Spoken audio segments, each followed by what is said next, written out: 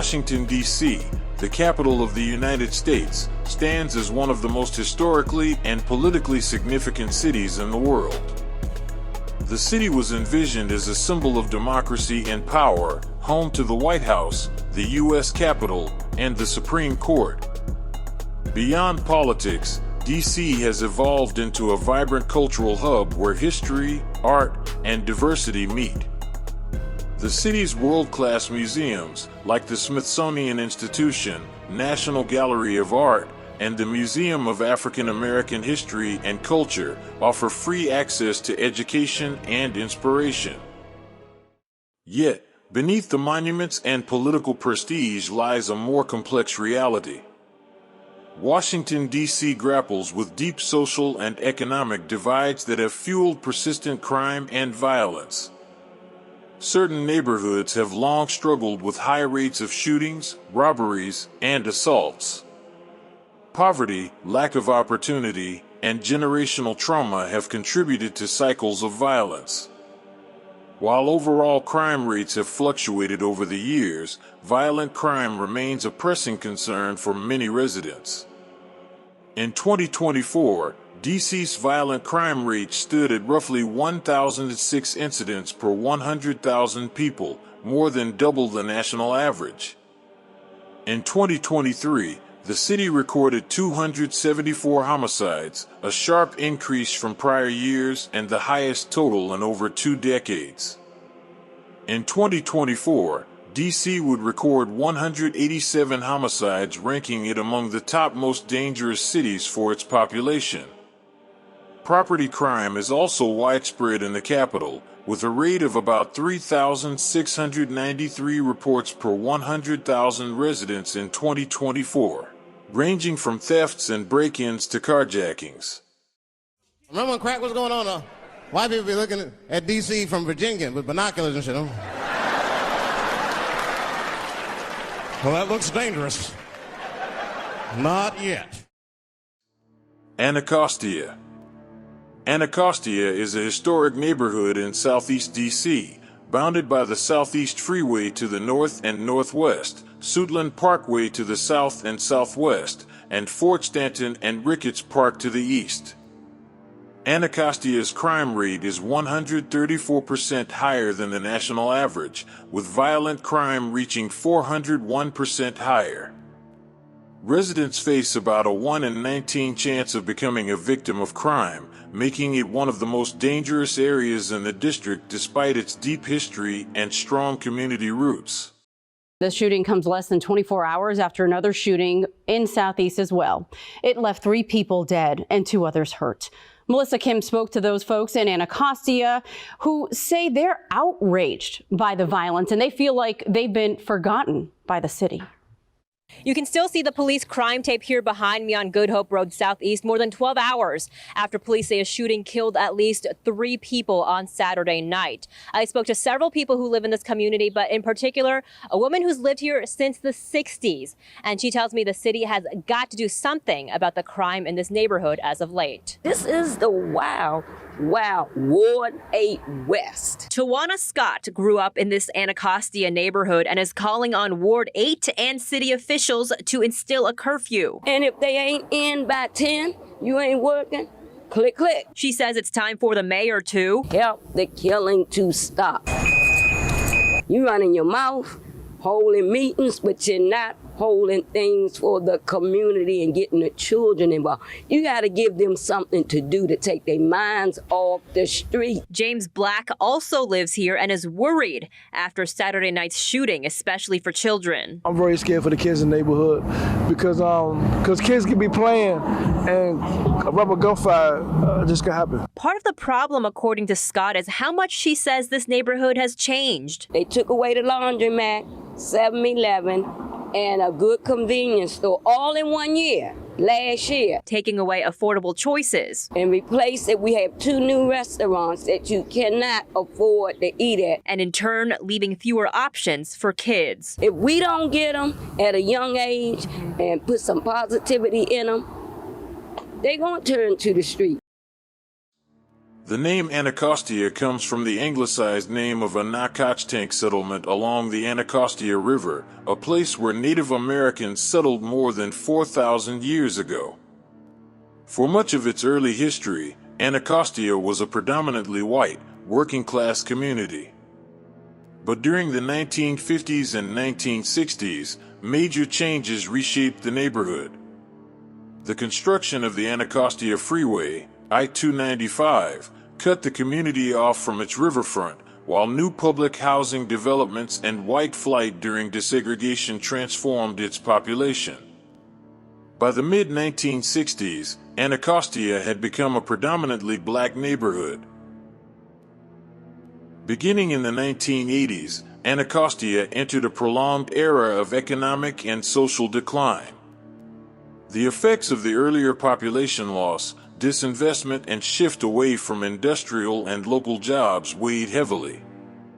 Much of the neighborhood's housing stock was dominated by multifamily apartments rather than single-family homes, which discouraged home ownership and fostered instability. Throughout the 1990s and early 2000s, shootings and drug-related violence became common, cementing Anacostia's reputation as one of Washington's most dangerous neighborhoods. Anacostia notable gangs and hoods. Chapa City. Marionberry Avenue, formerly known as Good Hope Road. Butler Gardens Apartments. Southeast 1600 Butler. Cedar Gardens. Southeast 1400 Cedar Garden Mafia in the Frederick Douglass Gardens Apartments. I've been in D.C. a few times before. It's really small, and it's kind of like you go 5 minutes one way, you in Maryland, or you know what I'm trying to say. You go 5 minutes one way, you in another area.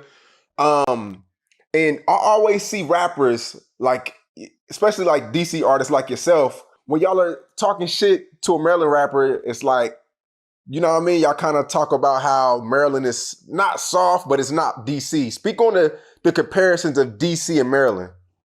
I ain't gonna say Maryland soft, because I know dudes in Maryland that's tougher than DC guys. Someone like it's tough guys everywhere. It's just more so the growing up. It's the environment. Like the environment different. A person in Maryland growing up, and Maryland school and DC school, it's like different. See, like Maryland got a bus. A bus pull up and take all the kids from the neighborhood. They get on this one bus and go to school. If that was in Southeast, somebody would die every day. Like every day it would be a dead student, I promise you. Or robbery. It's no way a bus is picking up a whole bunch of Southeast kids on one, man, what? That shit ain't even real.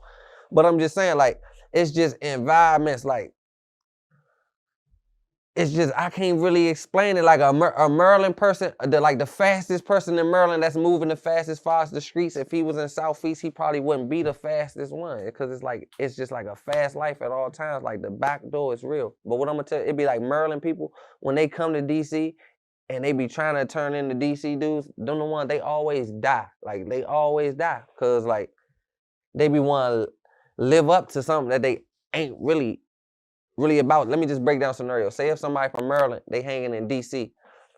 Just imagine if you ain't from that neighborhood, but you hanging with some DC people and you get into it with a person that's really from that neighborhood, you think the neighborhood gonna vouch for you versus a person that's from the neighborhood and you from Maryland? Nah, it don't work like that.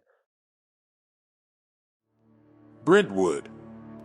Brentwood is a neighborhood in northeast DC, bordered by Rhode Island Avenue to the north, the train tracks near the Rhode Island Avenue Brentwood Metro Station to the west, Montana Avenue to the northeast, and New York Avenue on the south. Brentwood faces serious safety challenges. Crime rates are 296% higher than the national average, with a violent crime rate 411% higher. Residents in the neighborhood face about a 1 in 12 chance of becoming a victim of crime. Multiple shootings turned Labor Day into a violent holiday in the district, and it happened hours after President Trump applauded D.C.'s mayor for working with him to curb crime. Thanks for joining us tonight, everyone. I'm Sean Yancey. The violence began this afternoon when someone shot a man right along 14th Street Northeast, right near the Brentwood Rec Center. About an hour later, someone shot two women along Mississippi Avenue Southeast.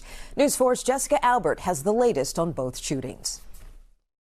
A violent Labor Day in the district. Two shootings happened in two different parts of the city, just about an hour apart.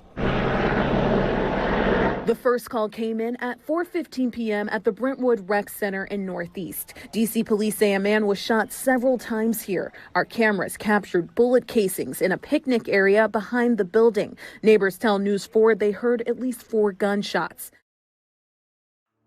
Brentwood takes its name from the Brentwood Mansion, built in 1817 at Florida Avenue and 6th Street Northeast by Robert Brent, the first mayor of Washington City. The Grand Estate once sat on a vast stretch of farmland owned by Brent, giving the neighborhood its name and early identity long before it became the urban community known today. Once a modest, working-class community rooted in its historic past, Brentwood began to experience significant decline during the latter half of the 20th century.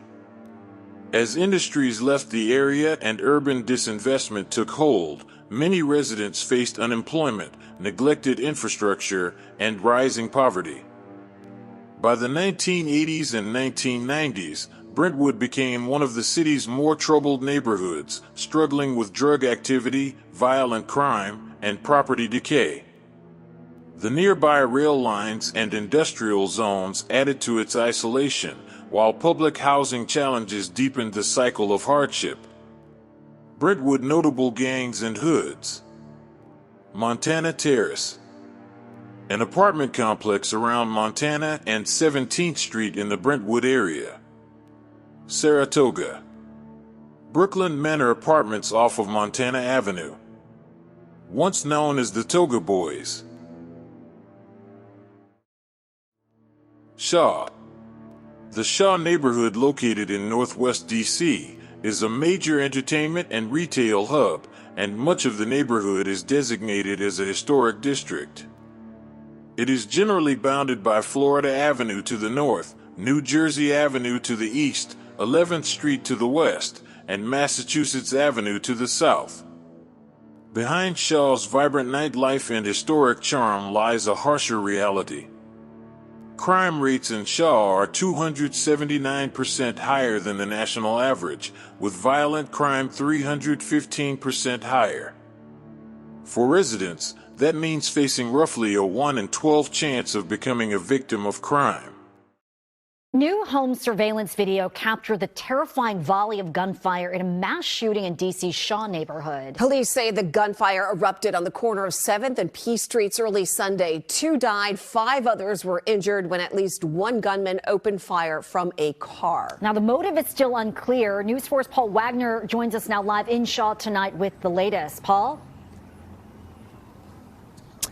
Hi there. Yeah, we've been digging into this all day long and have come up with some new information. Let me tell you this. 2 law enforcement sources familiar with the investigation say the 7 people who were hit by the gunfire here on 7th Street early yesterday morning had just left a nearby club when a car pulled up and opened fire. Police are now looking for that car.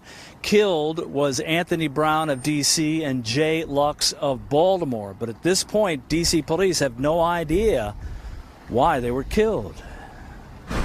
This stretch of 7th Street, a few blocks north of the convention center, is a busy commercial corridor. And at 3 o'clock in the morning, when the bars are closing down, the nearby streets are filled with people.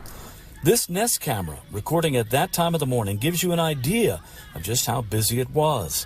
A minute later, at 3:01, the camera records a burst of gunfire.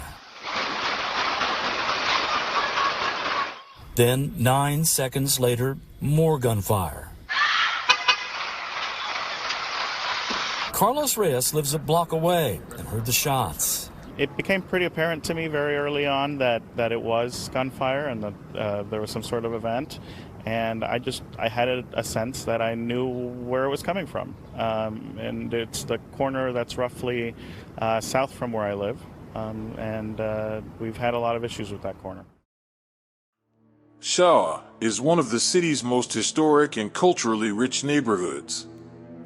Emerging after the Civil War as a center for the city's growing black population, it became known as the heart of Black Washington. By the early 20th century, Shaw thrived with black-owned businesses, theaters, and jazz clubs, most notably along the U Street corridor, nicknamed Black Broadway. Legendary figures like Duke Ellington were born and raised here, and the neighborhood became a symbol of black excellence, resilience, and community pride throughout segregation and the civil rights era. By the late 1960s, Shaw's fortunes began to decline. The 1968 riots following Martin Luther King Jr.'s assassination devastated much of the area, leaving behind burned-out businesses and disinvestment that lasted for decades. Through the 1970s and 1980s, Shaw faced rising poverty, drug activity, and violent crime, becoming one of D.C.'s more dangerous neighborhoods. The crack epidemic hit hard, hollowing out once thriving blocks.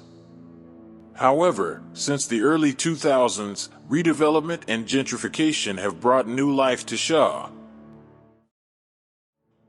Deanwood. Deanwood is a neighborhood in northeast D.C., generally bounded by Eastern Avenue to the northeast, Kenilworth Avenue to the northwest, Division Avenue to the southeast, and Nannie Helen Burroughs Avenue to the south. Crime rates here are 279% higher than the national average, and violent crimes are an alarming 693% higher. Residents face roughly a 1 in 12 chance of becoming a victim of crime, a statistic that underscores the neighborhood's ongoing struggles with violence and safety. Continuing our team coverage, our neighbors in the district are sounding off about the rising threat of a federal takeover. There's been an increase of federal law enforcement along the streets. One man who lives in Deanwood told us about his encounter with those federal officers last night. Here's Melissa Kim. We spoke to people who live here in this Deanwood community who tell me they were stunned to find at least 30 federal officers on this block just after midnight. We saw like 10 cars or more coming over the hill. Tyree Stevenson, better known to this community as Gotti, is a third-generation Deanwood resident, and the federal presence he saw in the early morning hours in this stretch of 48th Street Northeast was unusual. When they get out, they hop out with their guns in their hand, telling people, come here, come here, come here, come here. It's kind of scary, you know what I'm saying? Before you know it, then shots went off. Pow, pow, pow, pow, pow, pow, pow. Right here, you know what I'm saying? We down here. Ring camera video from the neighborhood shows flashing lights in an alleyway. Sorry, kind of suspected that, you know, there was going to be activity in the city. I just didn't expect they were going to come all the way over Deanwood. Anthony Lorenzo Green represents part of Deanwood as its ANC commissioner. He was woken up to all of the unexpected noise. There's no concern for my community when you're pulling up firing shots at people. He walked with us from his home to where this all happened. He says his neighbors felt confused and scared. We were all sitting out here like, why was all this necessary? He feels as a lifelong D.C. resident, the Trump administration's actions are too much. I feel that the federal government has overstepped what we feel is their limits, right? There should be an understanding between the District of Columbia and the federal government about how we govern ourselves. We have home rule for a reason. Because of its safety and crime the president is worried about, Green has some thoughts to add to his agenda. Or is he going to come pick up our trash next? Is that what I should expect? We do have areas with high grass that he can cut. I have infrastructure problems in my community. Can he put some funding on the table for that? He shouldn't be making those kind of decisions. That's more like a dictator. Gotti thinks that if this is the way the administration is going to continue, everybody now is in like a big old gumbo pot of, you know what I'm saying? You don't know what's in it. You know what I'm saying? That's all. You don't know what you're going to get served. Deanwood is one of Northeast Washington's oldest neighborhoods. Many of its houses were designed by prominent black architects like William Sidney Pittman and Howard D. Woodson, as well as skilled local craftsmen. Deanwood has long been a center of black culture and achievement. The neighborhood was home to Nannie Helen Burroughs, an early civil rights leader who founded the National Training School for Women and Girls in 1909. From 1921 to 1940, residents enjoyed Suburban Gardens, a black-owned amusement park that stood at 50th and Hayes Northeast, providing recreation and community space during an era of racial segregation. Legendary singer Marvin Gaye was also born and raised here. Over the years, Deanwood's story took a difficult turn. As the city changed, the neighborhood faced the familiar challenges of disinvestment, unemployment, and the loss of economic opportunity that affected much of Northeast D.C. The once thriving community began to struggle with poverty, aging infrastructure, and the spread of drugs and violence. Many longtime residents watched their streets transform from the tight-knit blocks of their youth to areas marked by fear and uncertainty. Deanwood notable gangs and hoods. Huntwood Courts. Huntwood aka The Five, a housing development situated in the core of Deanwood. 52nd and Sheriff. Northeast 52nd and Sheriff in the Deanwood neighborhood. Berry Farm. Berry Farm is a neighborhood in Southeast D.C., located east of the Anacostia River. It is bounded by the Southeast Freeway to the northwest, Suitland Parkway to the northeast and east, and St. Elizabeth's Hospital to the south. Despite its historic significance and tight-knit community spirit, Berry Farm remains marked by deep-rooted safety and systemic issues. The neighborhood continues to grapple with violence, deteriorating public infrastructure, and the lingering effects of concentrated poverty. Following a developing story in the district, police are trying to figure out who shot and killed a teen girl. Officers responded to a shooting before midnight along Elvins Road Southeast. News 4's Derek Ward reports police believe the shots were fired from a vehicle. It happened just before 11 p.m., a shooting in the Skyline Apartments on Elvins Road in Southeast. Officers on patrol heard the gunfire and responded. I knew it was something tragic because I heard the mothers crying and screaming up here. Police found a teenage girl shot. She was pronounced dead at the scene. And that little girl did not deserve that. I know that she didn't. The victim has been identified as 15-year-old Naomi Russell of Northwest D.C. Police say that shots were fired from a vehicle at a group of people outside an apartment building. That's when Russell was hit, that she ran inside the building where officers found her. Police immediately released information about the suspect vehicle, a silver SUV with a black top. Surveillance cameras located near the scene may have captured that image. The vehicle was last reported on Stanton Road, heading towards Sheridan. Early on, there was no known motive, but people who live in the neighborhood fear the ramifications. If you know that someone just died, you know there's going to be a retaliation. This little girl is dead. There are neighborhoods where children make chalk drawings on the sidewalks. Here, children step over the chalk circles where police have marked evidence, such as shell casings. People who are like listening to constant gun sounds and constant stuff, it causes mental illness. And so right now, I am concerned about the mental instability of all the children on Elvis Road. Established in 1867 by the Freedmen's Bureau, Berry Farm was created to provide land and opportunity to formerly enslaved black people seeking to build new lives after the Civil War. By the mid-20th century, however, much of the neighborhood was transformed into public housing as part of the federal government's urban renewal efforts. The Berry Farm dwellings, completed in the 1940s, became home to generations of working-class families and played a central role in D.C.'s African-American history, fostering strong social ties and activism during the Civil Rights era. The projects were also home to the Junkyard Band, a go-go band, formed in the early 1980s by neighborhood kids who created music using makeshift instruments. They're best known for their hit songs Sardines and The Word. In the decades that followed, Berry Farm faced growing challenges. Economic disinvestment, limited job opportunities, and the decline of city services took a toll on the once proud community. The neighborhood became synonymous with poverty, crime, and neglect, struggling under the weight of systemic inequality. Violence and drug activity rose sharply, and public housing conditions in the Berry Farm dwellings deteriorated as maintenance and funding fell short. The buildings fell into deterioration after decades of disinvestment and neglect. The community declined throughout the late 20th century as housing conditions worsened and redevelopment plans stalled. By 2018, the last residents had been relocated, and between 2019 and 2021, the historic Berry Farm housing complex was demolished to make way for a new mixed-income community that aims to honor the legacy of the original neighborhood.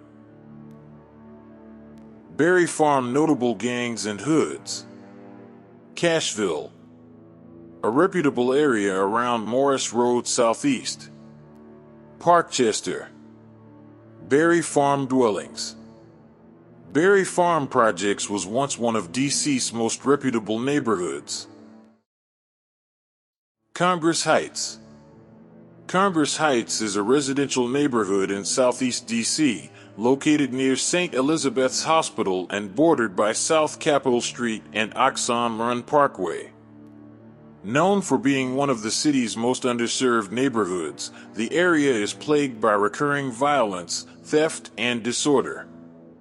Recent data shows the violent crime rate reaches approximately 14.46 incidents per 1,000 residents annually, placing it in the 4th percentile for safety, meaning only about 4% of U.S. neighborhoods are less safe. Police were on this scene for more than 8 hours. It was a situation that involved the taking of a hostage, a barricade, and ultimately a deadly shooting. That was like 5, 6, 7, 8 shots. Police got to the 1100 block of Valley Avenue Southeast around 11 a.m. The department received information a man was holding a woman hostage. D.C. Police Chief Robert Conti said when his officers knocked on that man's door, they got an unwelcome surprise. Upon hearing the officers knock on the door, stated on several occasions that he was about to shoot. Conti said the man then barricaded himself in the home with the woman before they eventually escaped through a rear window. But police would encounter the pair around 4 hours later in the 1300 block of Alabama Avenue. Conti said the man was holding this long gun. He actually raised the gun at the officers before the officer fired his service weapon. That man later died from his injuries. The woman was not physically hurt. Neighbors say they're tired of the violence, which they say seems to be getting worse. For these 3 years, I never seen as many shootings or heard as many shootings as I have in my whole life. Prior to its development, the area known as Congress Heights was forest and farmland. The neighborhood was founded in 1890 by Colonel Arthur E. Randall, a successful newspaper publisher with a vision for development east of the Anacostia River. Recognizing the potential impact of the Pennsylvania Avenue Bridge, later replaced by the John Philip Sousa Bridge, Randall established the neighborhood to capitalize on the improved access to the city. In recent decades, Congress Heights has struggled with deep-rooted structural challenges. While redevelopment efforts have begun, the neighborhood still ranks among the city's most economically stressed areas. Home ownership is low, incomes are well under the city's median, and residents continue to face limited access to services. Crime remains a serious concern. One recent assessment places the overall crime rate at around 76 incidents per 1,000 residents, equivalent to roughly a 1 in 9 chance of being a victim in certain parts of the neighborhood. Congress Heights notable gangs and hoods. Congress Park, a reputable area within Congress Heights with notable pockets like 13th Place and 14th Place. Malcolm X.